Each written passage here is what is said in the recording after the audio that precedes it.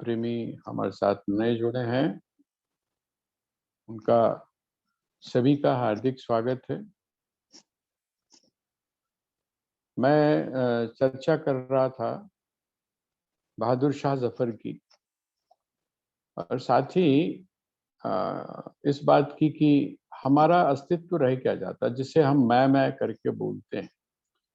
तो बड़ा अच्छा है वो जो गजल है, अचानक ही मुझे ध्यान आ गई। न किसी की आंख का नूर हूँ, न किसी के दिल का करार हूँ, जो किसी के काम न आ सके, मैं वो एक मुश्क गुबार हूँ। मेरा रंग रूप बिगड़ गया, मेरा यार मुझसे बिछुड़ गया, जो चमन खिजां से उजड़ गया, मैं उसी की फसले बहार हूँ। पे फातिहा कोई आए क्यों, कोई चार फूल चढ़ाए क्यों, कोई आके शम्मा जलाए क्यों, मैं तो बेकसी का मजार हूँ। तो ये जो एक विवशता है, ये विवशता हमको दिखाई देती, लेकिन इस चीज को हम संजो कर नहीं रख पाते। अभ्यास का मतलब ये है, अभ्यास का मतलब है कि वो जो आपके जीवन में वैराग्य के क्षण आए, जहां पर आपका राग टूटा है, जहां पर हमको ये बात समझ में आ गई है कि नहीं, सुख नहीं है ना, सुख नहीं है, एक जगह नहीं, परिवर्तित कर, एक चीज में हमको सुख नहीं दिखाई दिया तो हमने सुख का जो स्थान है उसको परिवर्तित कर लिया, हमने उस सुख का जो व्यक्ति है उसको बदल लिया। लेकिन वो कहते हैं कि नहीं, हमको ये निश्चय हो जाए, इस बात का निश्चय हो जाए कि ये जो हम बदल बदल कर जो बात अपनी अनुभव में ला रहे हैं, असल में यहाँ पर आपको सुख की अनुभूति या आनंद की अनुभूति या शांति, इस शांति की प्राप्ति आपको नहीं हो सकेगी। इस बात का जब अनुभव हो जाता है तो उसको क्या बोलते हैं, उसको वैराग्य। और वो जो वैराग्य होता है वो क्या होता है, वो स्थायी वैराग्य।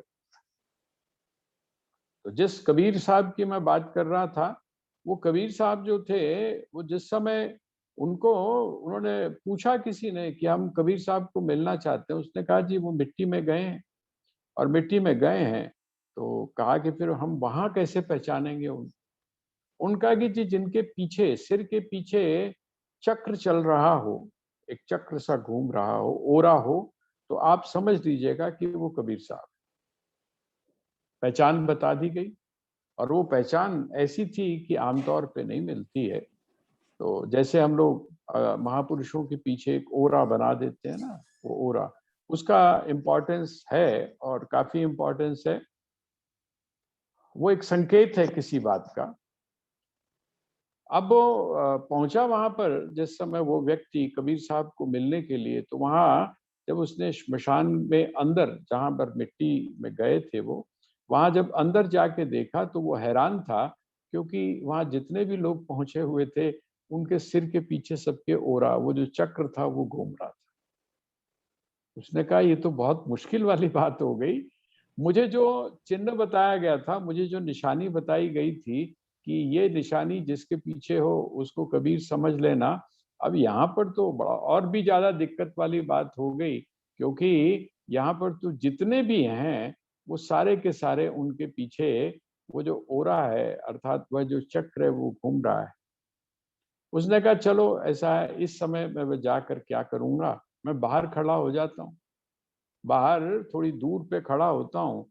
जिस समय ये सब अपने अपने इस कार्य से निपट लेंगे, बाहर आएंगे, तब मैं किसी से पूछ लूंगा। और वो बाहर खड़ा हो गया, बाहर खड़ा हो गया। क्या देखता है कि जो जो लोग उस गेट के पार आ रहे हैं, वो जो रास्ता था, जैसे ही श्मशान से बाहर आते थे तो उनका जो ओरा था, वो चक्र जो था वो गायब हो जाता। आज ये तो तब की बात है, कबीर साहब की बात, तब थोड़ा सा लोग और थे। अभी तो मैंने देखा है कि वहीं पे ही जो है श्मशान में ही बिजनेस की बात भी शुरू हो जाती है, कैसा चल रहा है काम, वो जो जिसके लिए गए हुए हैं ना, वो सिर्फ एक औपचारिकता रह जाता है। वो जो आपके एक लाइन जो खींचनी चाहिए वो लाइन ही नहीं खींच पाती है, तो सहेजने वाली बात तो आप छोड़ दीजिए। आपने देखा होगा कि जब क्रिया होती है, हैं, तो कुछ लोग किस समय पहुंचते हैं? आपने देखा है ना, हम लोगों को जाने का मौका मिलता है, सबसे ज्यादा दिक्कत होती है। क्यों? क्योंकि ऐसे मौके के ऊपर आपको समय पर पहुंचना चाहिए, और जो वहां पर अपनी श्रद्धांजलि या भावांजलि अर्पित कर रहा है, उसके सामने से लोग आ आके और वहां अपनी भावांजलि अर्पित करते हैं, तो वो बड़ा सुना अनसुना सा मामला होता है। हम औपचारिकताएं निभाने में ज्यादा विश्वास करते हैं। हम वहां गए और हमने औपचारिकता निभाई। अब आप सोचिए, जब आपके मन में वहां पर, आज आज की बात कर रहा हूं, मन में वैराग्य ही पैदा नहीं हो रहा, वो कुछ समय के लिए आता है और उसको भी आप संजो नहीं पाते हैं। आज की स्थिति के अंदर देख लीजिए आप कि हम लोग किस अजीब सी स्थिति से गुजरे हैं, लेकिन गुजरने के बावजूद भी हम लोगों को, हम उस चीज को संजो नहीं पा रहे, हाथ नहीं लगा पा रहा है कोई। कई परिवार ऐसे हैं जो वहां पर पहुंच, अपना बहुत प्रिय है, अपना बहुत अभिन्न है, परिवार का एक बड़ा बहुत महत्वपूर्ण हिस्सा है जिसके ऊपर हम गर्व करते हैं, लेकिन वहां हम पहुंच नहीं पा रहे सिर्फ। लेकिन उसके बावजूद भी हम अपने अस्तित्व को लेकर दुनिया भर का अहंकार अपने मन में जमा कर बैठे। वैराग्य का अर्थ क्या है? वैराग्य का अर्थ है सारी चीजों से। तो वो जो सिर्फ एक ही व्यक्ति ऐसा था जिसके पीछे चक्र अंदर भी चल रहा था सिर पे, और जिस समय वो व्यक्ति बाहर निकला तब भी उसके पीछे, अर्थात सिर के पीछे चक्र चल रहा था। इसका मतलब उसके जीवन में क्षणिक वैराग्य नहीं था, बल्कि उसके जीवन में स्थायी वैराग्य। आपने सिद्धार्थ की भी कहानी सुनी होगी। जो सिद्धार्थ है, सिद्धार्थ की भी आपने कहानी, उसने उसने क्या देखा? वो जो चार चीजें उसके जीवन में घटित हुई, उसको उसने क्या किया? उसने उसको आत्मसात कर लिया। आप वो अंदर गया, वो जो चीज है, वो जो उसने अनुभव किया, उस अंदर गया और अंदर जाकर उसने उसके जीवन को पूरी तरह से परिवर्तित कर दिया। ये चीज है जिसको हम वैराग्य बोलते हैं। अभ्यास और वैराग्य, इन दोनों के द्वारा व्यक्ति क्या करता है? अभ्यासेन तु कौन्तेय वैराग्येण शीघ्रियते। अर्थात हे कौन्तेय, हे कुंती पुत्र, यदि तू मन को निग्रह करना चाहता है, सबसे पहली बात तो यह है कि जिस स्थिति में तू इस समय है, उस स्थिति में तू मन के ऊपर निग्रह नहीं कर सकता है। इसका मतलब तुझको अपनी स्थिति को बदलना होगा, तुझे अबे अपने मानसिक वातावरण को बदलना होगा, तुझे अपने शारीरिक जो प्रक्रिया है या शारीरिक जो तेरे को आदतें पड़ी हुई हैं, मानसिक रूप से जो आदतें पड़ी हैं, उसको भी तुझको बदलना पड़ेगा। और जिस समय तू उसको बदलेगा, और वो बदलना स्थायी कब होगा? नहीं तो बदलेंगे फिर दोबारा से आ जाएंगे, फिर हम कसम खाएंगे, फिर दोबारा से उसी जगह आ जाएंगे। वो कहते हैं उससे बात नहीं बनेगी, वैराग्य की भी आवश्यकता है। तभी मैंने आपसे कल कहा था कि आप दोनों दोनों जगह काम करने की आवश्यकता है, बाहर भी और आपके भीतर भी। तो अभ्यासेन तु कौन्तेय वैराग्येन च गृह्यते। और दूसरा जो श्लोक था उसमें तो बड़ा, भगवान ने बड़ा स्पष्ट कर दिया। उन्होंने तो बड़ा स्पष्ट कह दिया कि ये जो तू बोल रहा है, अगर तू सोच रहा हो कि इसके बिना तू उसको प्राप्त कर लेगा, जी ये तो मेरे को काम हो नहीं सकता, कोई दूसरा रास्ता दसो। हम लोग क्या बोलते हैं, बड़ा कठिन है जी, है ना, ये जो काम है ये बड़ा कठिन है, ये कठिन रास्ता है, ज्ञान का मार्ग बड़ा कठिन। आजकल एक धारणा हम लोगों के बीच में ये बड़ी गहरी बैठा दी गई है कि ज्ञान का या विचार का जो मार्ग है वो बहुत कठिन है, इसलिए जी और कोई रास्ता बताओ जो थोड़ा सरल हो। और आप जानते ही हैं सरल रास्ते कौन कौन से बताए जाते हैं, और जो सरल रास्ते बताए जाते हैं उसकी उपलब्धि क्या होती है वो भी आपके सामने छुपा हुआ नहीं। मैं आपको सिर्फ संकेत मात्र कर रहा हूं। कठिन कठिन शब्द का प्रयोग अर्थात भगवान तो यहाँ कहते हैं कि खाओ पियो मौज करो और भगवान भी आपको मिल जाए, तो भाई ऐसा नहीं। ये मौज मस्ती करते हुए, जो जिसको हम मौज मस्ती मानते हैं, उसको करते हुए आपके जीवन में उस परमात्मा की उपलब्धि नहीं हो सकती। ये जो योग है, इस योग का साधन करने के लिए आपको भोगों का परित्याग करना ही पड़ेगा। भोगी व्यक्ति कभी भी योगी नहीं बन सकता है। जिस व्यक्ति का अपने मन के ऊपर संयम नहीं है, जिस व्यक्ति का अपनी इंद्रियों के ऊपर संयम नहीं है, ऐसा व्यक्ति, भगवान कहते हैं, दुष्प्राप इति मे मति। ये जो योग है, ये जो असंयतात्मना योगो दुष्प्राप इति मे मति, भगवान कहते हैं मेरा ऐसा मानना है कि जिस व्यक्ति के जीवन में संयत है, जो असंयत है, जिसके जीवन में संयम नहीं है, जो संयम से विहीन है, ऐसा व्यक्ति अगर कहता है कि मैं योग की साधना करूंगा, तो कहते हैं वो संभव नहीं है। तो कहते हैं लेकिन एक बात का ध्यान रखना कि जिस व्यक्ति के जीवन में संयम आ गया, जिस व्यक्ति के जीवन में संयम आ गया, अर्थात जिसने अपने मन के ऊपर निग्रह कर लिया, मन को जिसने अपने वश में कर लिया, कहते हैं ऐसा जो व्यक्ति है वो सहज रूप से इस योग को प्राप्त कर लेता है।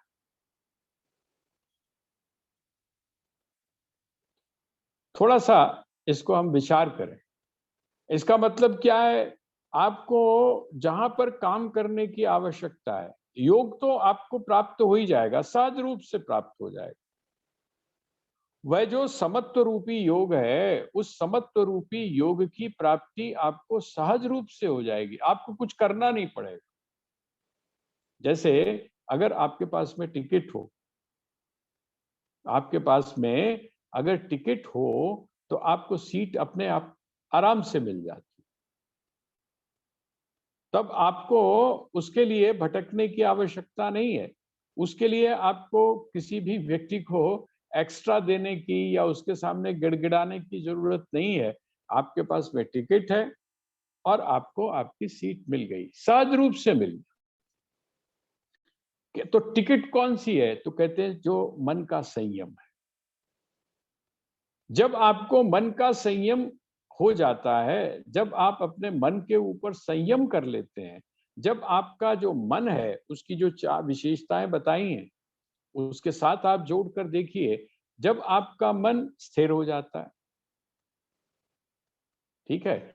जब आपका मन आपके सामने निर्बल हो जाता है, जब आपके मन का जो हठ है वो आपके सामने नहीं चलता है, और जब आपका मन आपको मथता नहीं। अब वो जो 4 चीजें बताई ना, अर्जुन ने बताया था कि चंचलम वन कृष्ण प्रमाथि बलवत् दृढ़म तस्याहम निग्रहम मन्ये वायो रिव सुदुष्करम। 4 चीजें बताई थी। तो कहते हैं जिस समय आपका मन इन 4 चीजों को नहीं कर पाता है, इसका मतलब ये संयत आत्मा। संयत आत्मा का मतलब क्या हुआ? जिस समय वो जो 4 कार्य हैं वो मन नहीं कर पाता है, तो कहते हैं तो फिर क्या होता है? कहते हैं फिर सहज रूप से आपको इस योग की प्राप्ति हो जाती है। समत्व के लिए वो जो समत्व रूपी जो योग है, उस समत्व रूपी योग को डायरेक्टली अगर आप करने की कोशिश करेंगे, आप जाकर वहां पर सोचें कि सीट के ऊपर हम बैठ जाएं, तो आप थोड़ी देर में उठा दिए जाओगे। क्यों? क्योंकि आप योग्य नहीं, आप नीचे गिरा दिए जाओगे, स्टेशन पर, अगले स्टेशन पर ही उतार लिए जाओगे। क्यों? क्योंकि आपके पास में टिकट नहीं। तो ये बात थोड़ी सी हम समझ लें। हमको जो काम करना है, म्यूट कर लीजिए प्लीज।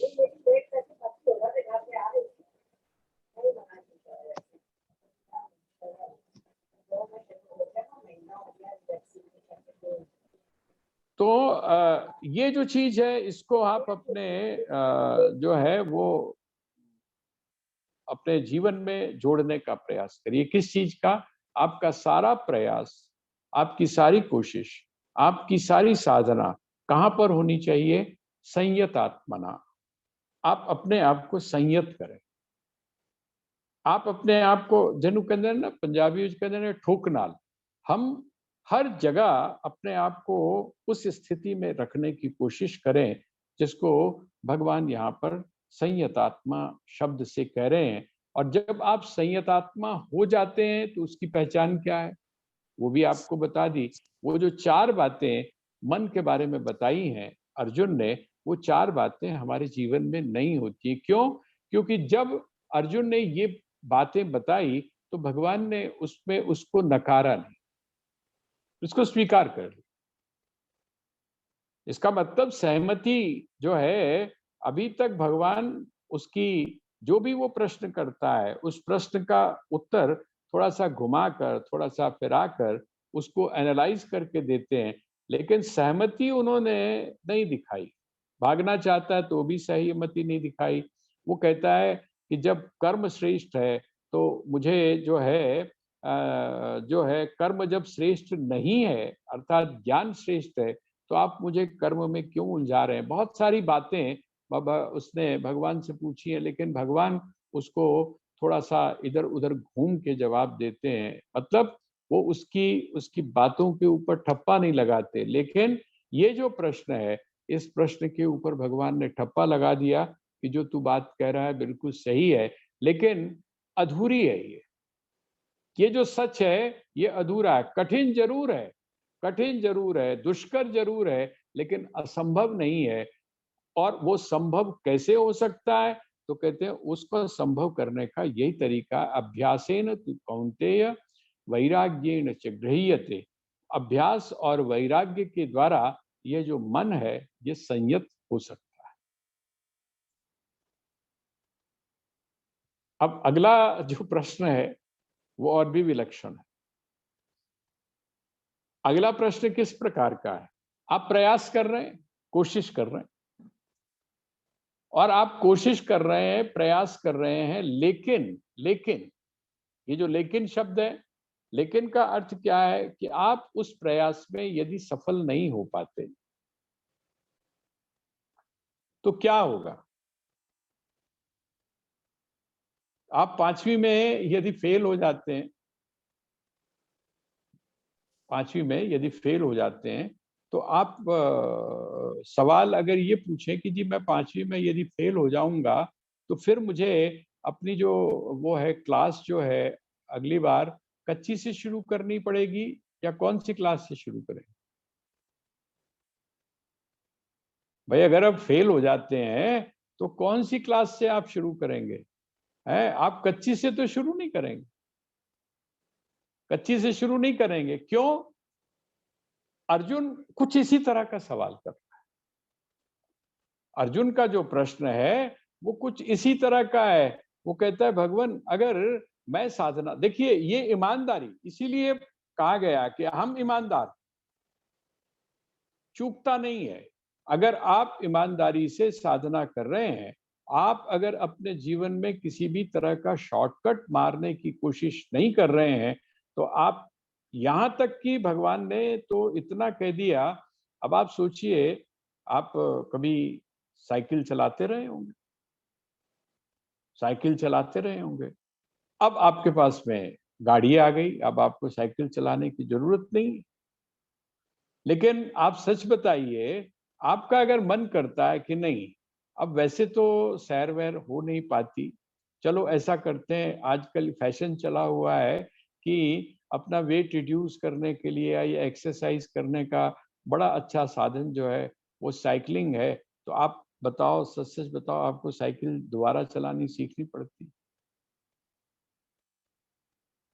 नहीं सीखनी पड़ती ना। अब अगर कोई कहे कि जी फिर मेरे को दोबारा से सीखनी पड़ेगी, इसका मतलब क्या है कि वो उस चीज को, उस पूरी प्रक्रिया को समझ ही नहीं पा रहा। उसने चला तो ली है, उसको उसने तैरना सीख तो लिया है, पर वो जो तैरना सीखते समय जो प्रक्रिया शारीरिक और मानसिक होती है, उस प्रक्रिया को समझ नहीं पाया, अभी तक नहीं समझ पाया।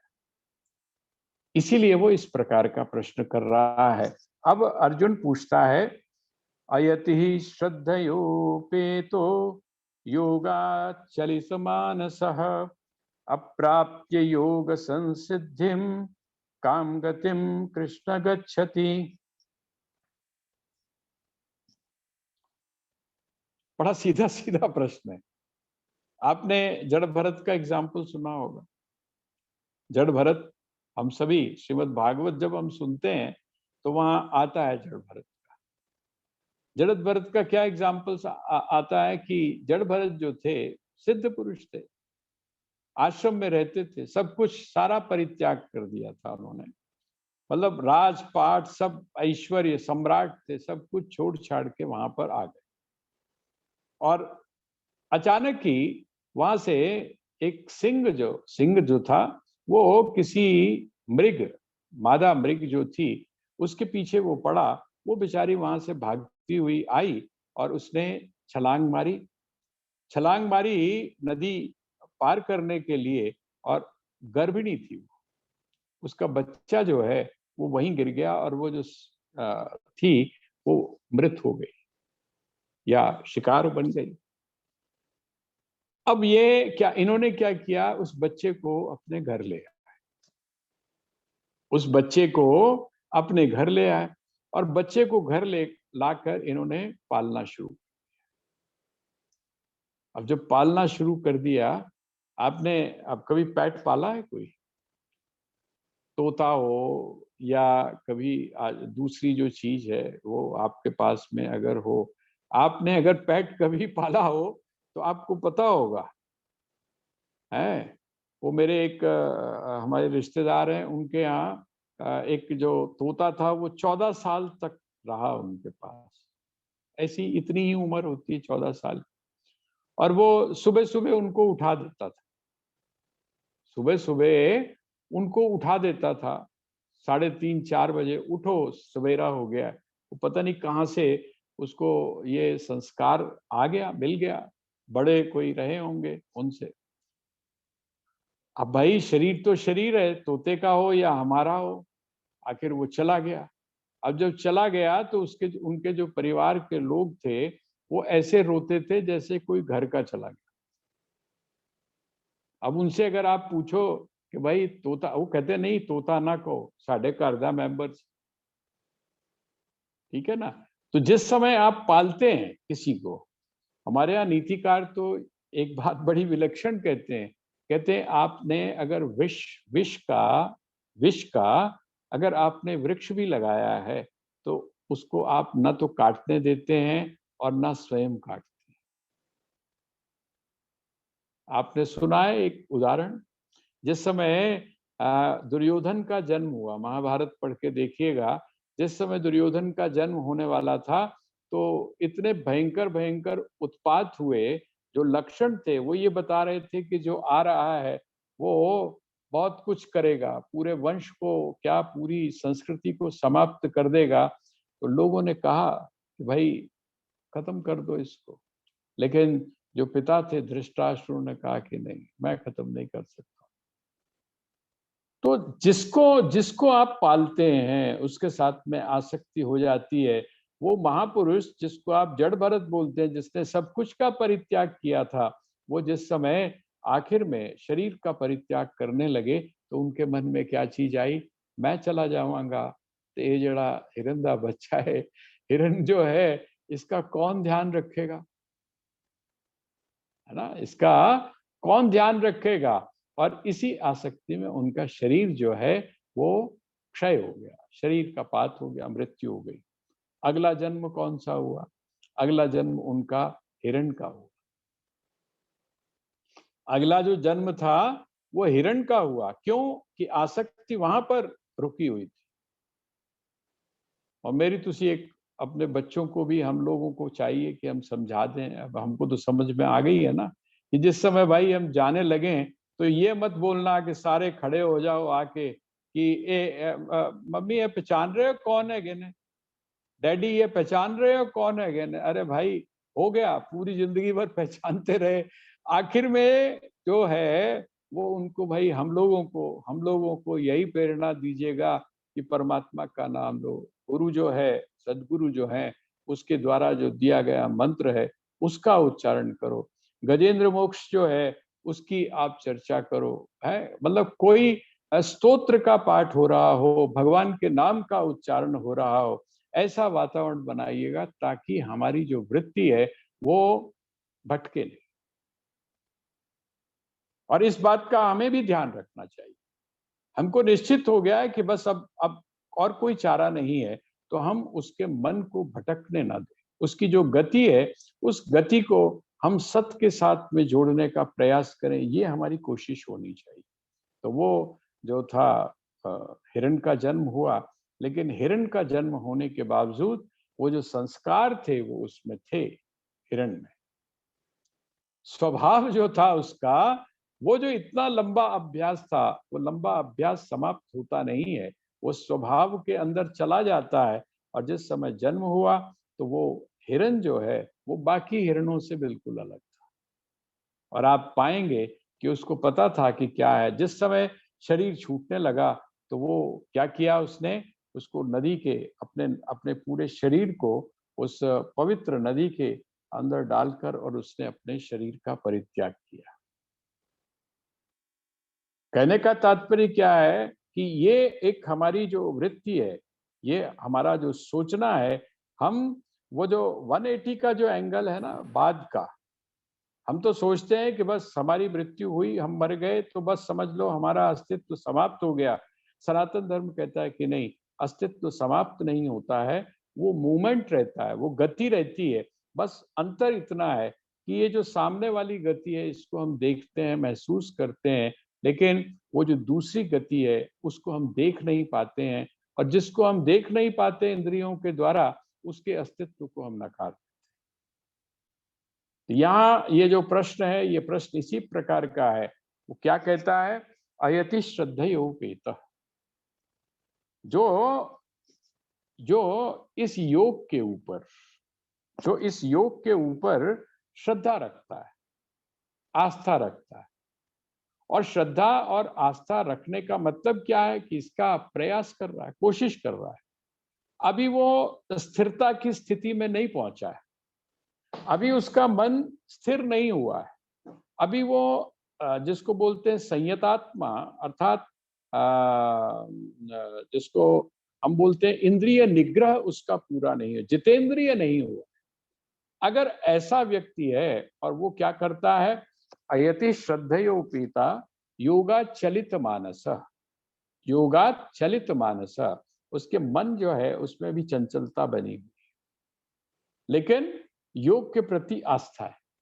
योग के प्रति श्रद्धा का मतलब क्या है कि मैं इसको करूं, इस प्रकार की भावना है। करने की भावना उसमें है, लेकिन अभी तक वो उसमें सफल नहीं हो पा रहा। कारण कोई भी हो सकता है।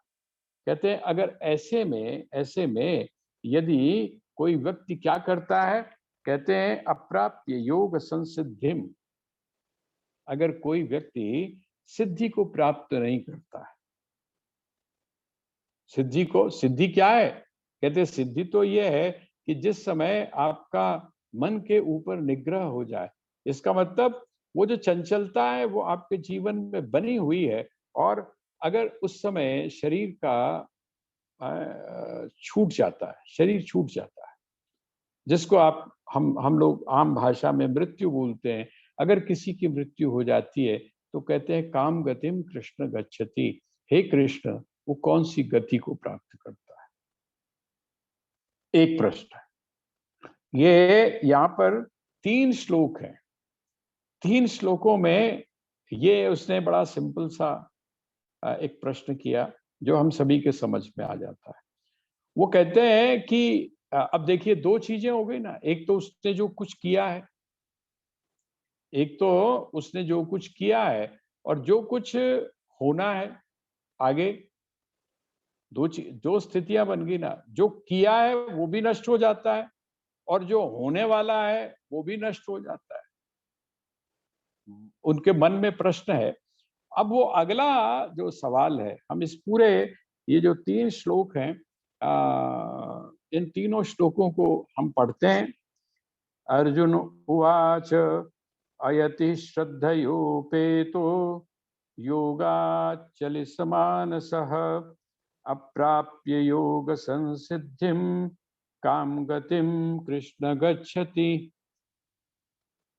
इसको थोड़ा सा, ये जो अगला श्लोक नंबर 38 38वां जो श्लोक है, इसको मैं धीरे धीरे पढ़ रहा हूँ क्योंकि ये ऊपर की जो लाइन है ये सामासिक है, अर्थात एक दूसरे के साथ में जुड़ी हुई है, तो आप थोड़ा सा इसको ध्यान दीजिएगा।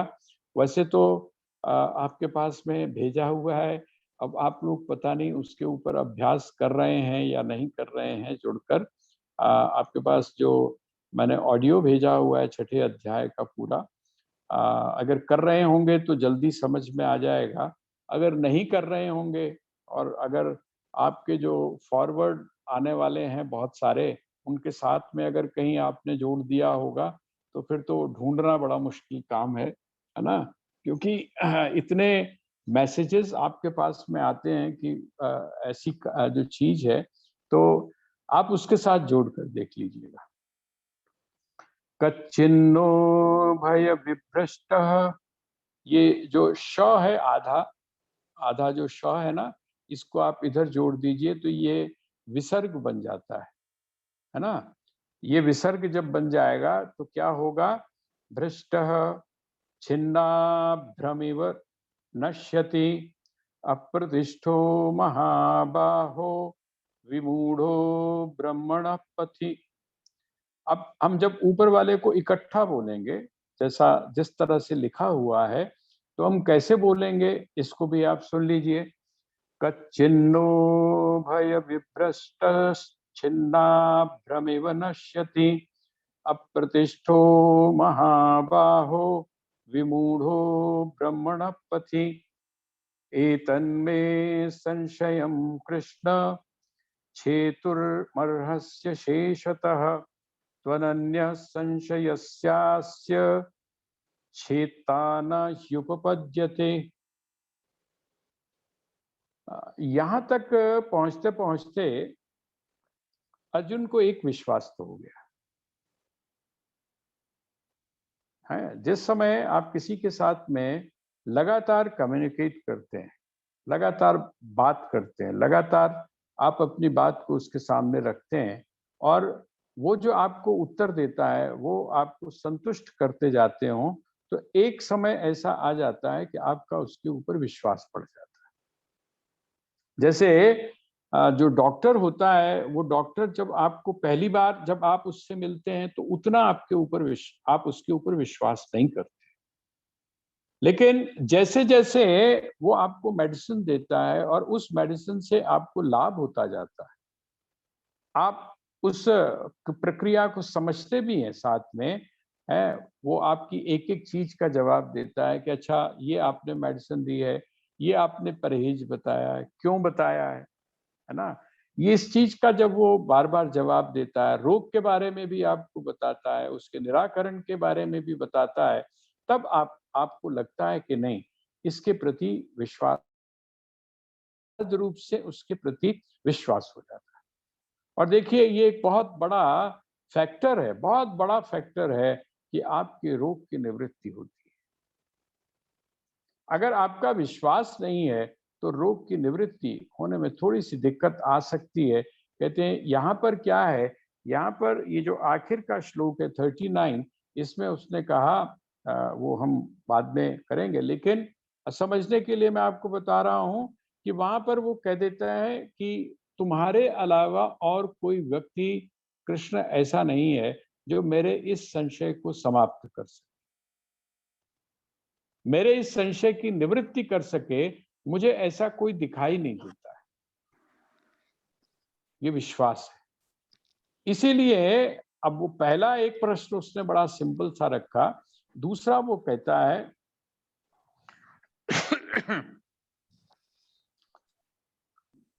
कच्चिन, कच्चिन मतलब वह है उभय विभ्रष्ट। उभय विभ्रष्ट, उभय मैंने होता है दोनों तरफ से, दोनों तरफ से। उभय विभ्रष्ट छिन्ना भ्रमिव नश्यति। कहते हैं ये जो छिन्न है ना, छिन्न के साथ में जो आ की मात्रा लगाई गई है, इसको जब आप करेंगे तो कहते हैं उभय विभ्रष्टः छिन्न अभ्र। अभ्र मैंने क्या होता है? अभ्रम। अभ्रम आ गया ना, अभ्रम। अभ्र होता है जिसको आप बादल बोलते हैं।